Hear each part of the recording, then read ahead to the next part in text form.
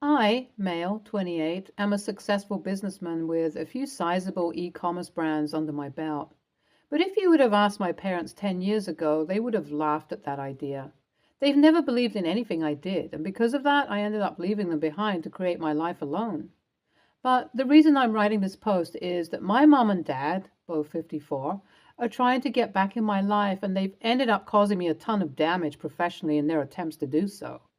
I have to mention that my sister Ashley, female 25, is also partly to blame for the way I was treated as a kid since she was the golden child of the family.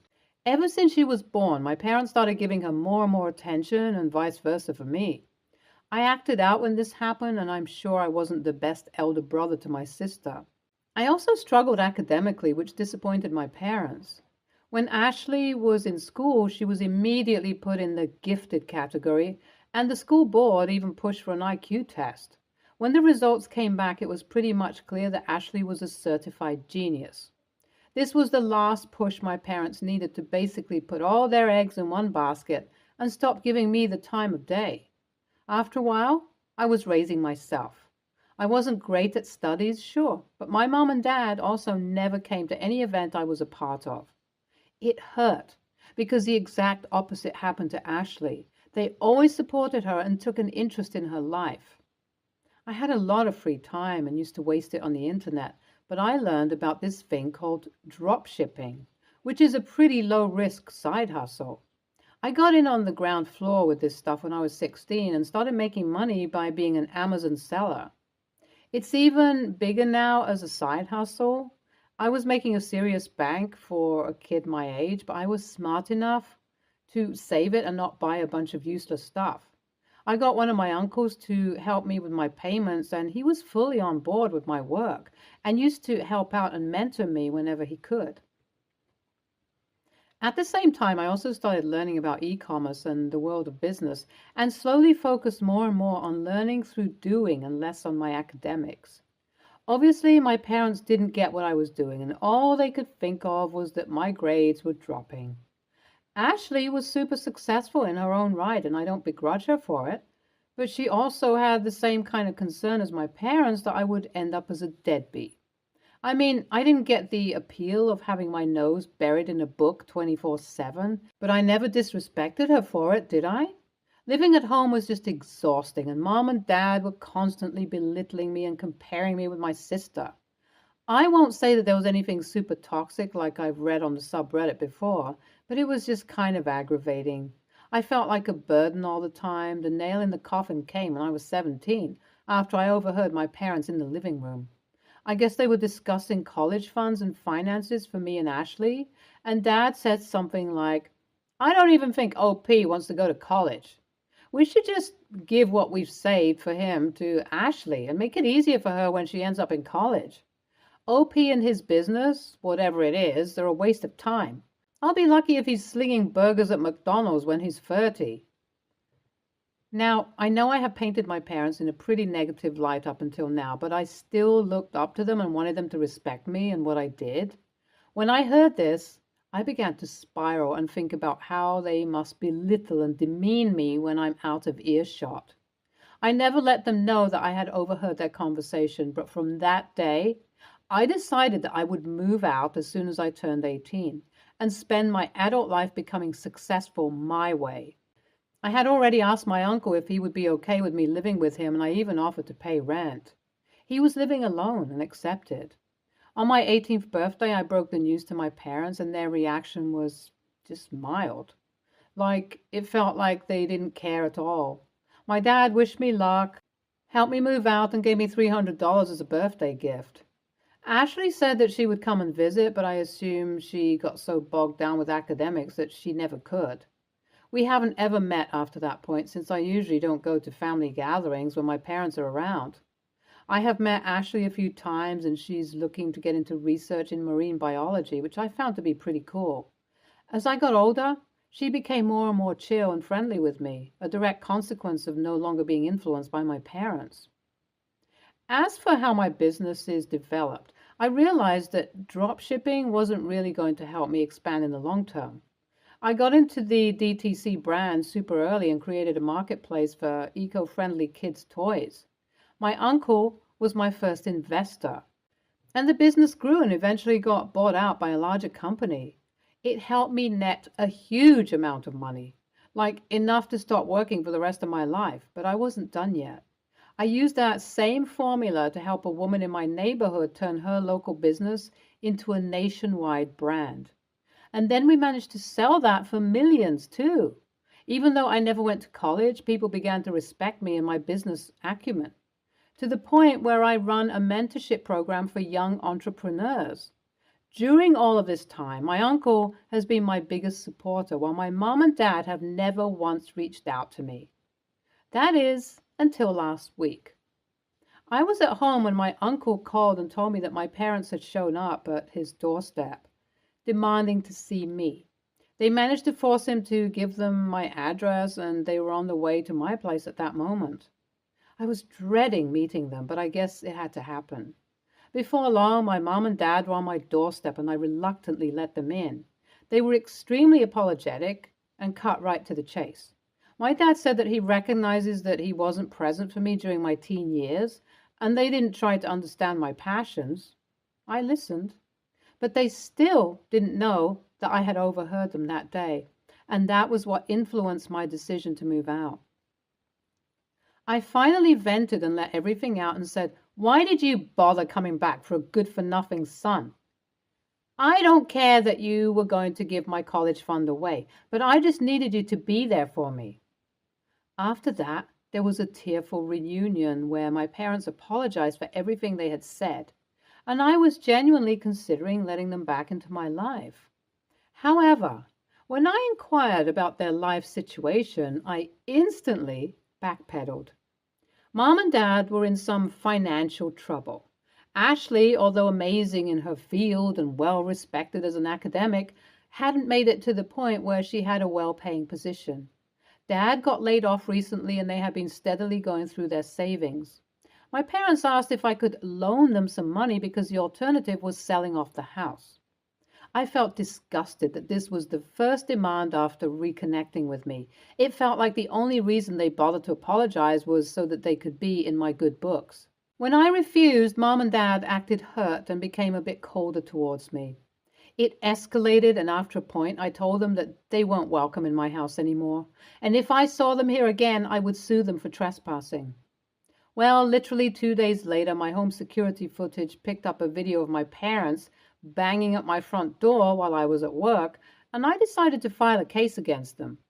Dad even knocked over one of my plants as he was leaving. I don't really care about the money, but a lot of my extended relatives are saying appearing in court is going to take an even bigger financial toll on my parents if a fine or community service is placed on them. Even my uncle thinks it's a bit much. AITA for suing them? When they called me after I filed a case, I laughed and just said, "I told you not to come back," and that added fuel to the fire. Update 1. The calls from my family are getting out of hand. Even Ashley texted and said that our parents were forcing her to talk sense into me. She obviously has a better relationship with them than I do, and even though she agrees that they were objectively in the wrong, it would be okay to just drop charges and ensure they never show up at my door again. I do see the sense in that, and hopefully this is enough of a scare that my parents learn their lesson. But I am still undecided on what to do. I'm in a weird emotional space right now because our making up seems so genuine, but I know they were just doing it for the money, and that's messed with me a fair bit. To be honest, the amount they need isn't even a big deal to me, but I can't find it in myself to give it to them. Update 2. After mulling it over even more, I decided that I would drop the lawsuit. However, I have also decided to file a restraining order against my parents to ensure they don't show up at my property without asking me again. I hope that this is a reasonable compromise that gets my family off my back. Update 3. It's been a month since everything went down and things are quite calm now. I heard from my uncle that my parents are bad-mouthing me to anyone who would listen, and the family is pretty on the fence about the issue. I mean, I don't care about their opinions anyway, but it's nice to know that my uncle sticks up for me and that a chunk of family members also agree that what my parents did was scummy. YTA, but hear me out. You are NTA for filing the lawsuit, not an AH for feeling disrespected by their demands for money. But I feel like you didn't need to gloat when your parents called you, and it would have been better to be more reasonable or hear them out. Basically, saying you reap what you sow is bound to escalate the situation. NTA, your parents are narcissistic and entitled. I'm glad that you have a great relationship with your uncle and can speak with your sister, but your parents are not good for you, OP. I know it is tough to immediately discount what must have felt like genuine remorse, but I can guarantee it only happened because they were in dire need of money. They also basically eked it out of your uncle instead of asking for your consent to meet, too. Next story. I, 20, female, had already filed my taxes when I got a text from my biological father, 45, male, asking if I did my taxes. I was honest and told him that I did and reminded him that he had told me I could claim myself this tax season. He said that he meant for 2023 taxes and then went on to say how he would lose out on $2,000, which he had planned to put towards his upcoming wedding and furnace repair bill.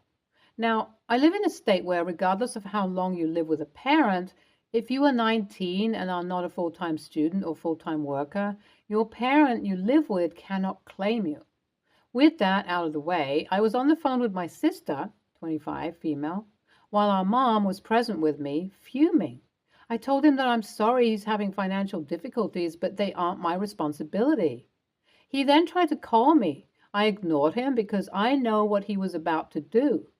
He would not let me talk and would just yell at me through the phone.